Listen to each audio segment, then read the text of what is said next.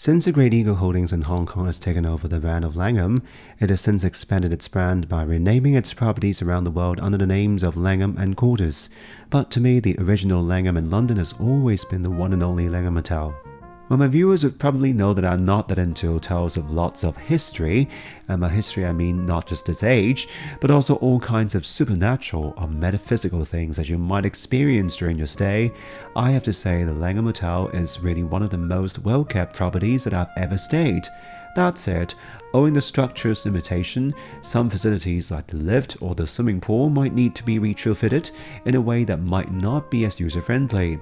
In one of the days that I stayed in this hotel, all 4 lifts in the wing that I resided were out of service. Fortunately, upon checkout, all the lifts had resumed their service, or else I might need to drag my luggages to another wing where lifts are still operational. Speaking about well-kept, you have to admire its effort in keeping the property like its grand opening in the late 19th century. What's more admirable was that despite the legal requirement to keep the building as is, it has successfully installed double-glazed windows which minimize the road noise coming from the vibrant shopping area, and hence during my entire stay, I was able to sleep through the night without any trouble. Also, I'm very impressed by the presentation of the room, which is oozing vibes of British classic homes in the late 19th century without being too Victorian.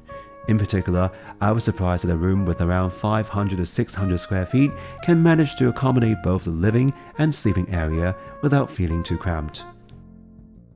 The bathroom is also well kept. Having stayed in a few pot-high hotels in Australia, you kind of think that the bathrooms are all inspired by this hotel's bathroom design, but on closer look, you would appreciate the luxury elements of this bathroom are actually more subtle than a pot-Hyatt's, whether it's the choice of marble floors or the use of bathroom doors.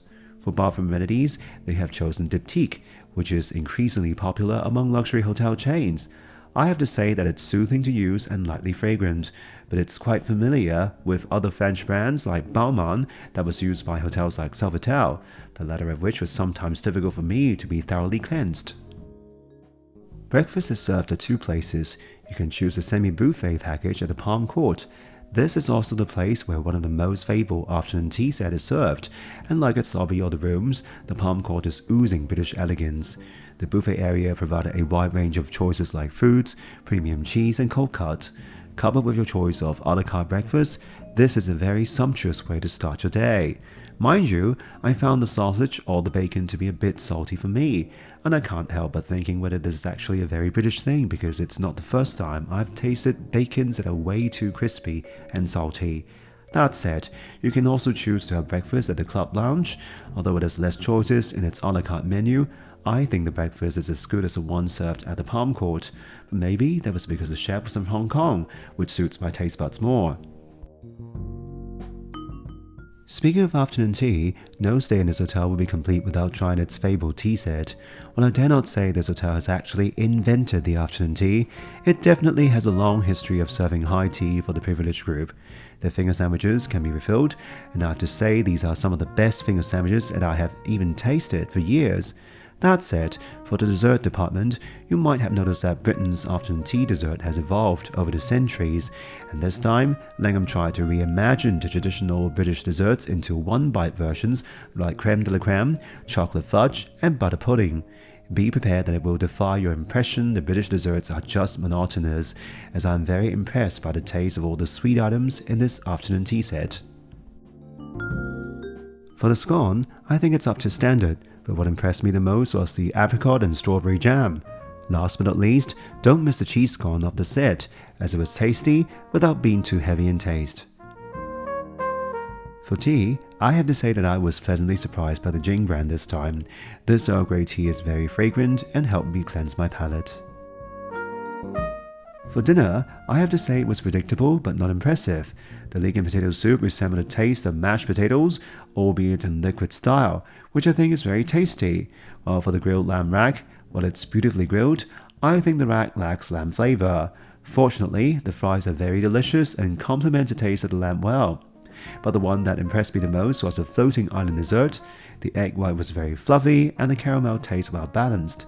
Overall, this is a decent meal, but having tried the food at Intercontinental at O2, I have to say it really needs to up its ante to justify its price. As for its fitness facilities, as mentioned earlier, due to the structure's limitation, it is located on the underground floors of the building. In particular, the swimming pool seemed to be situated under the railroad where you can occasionally hear trains pass by.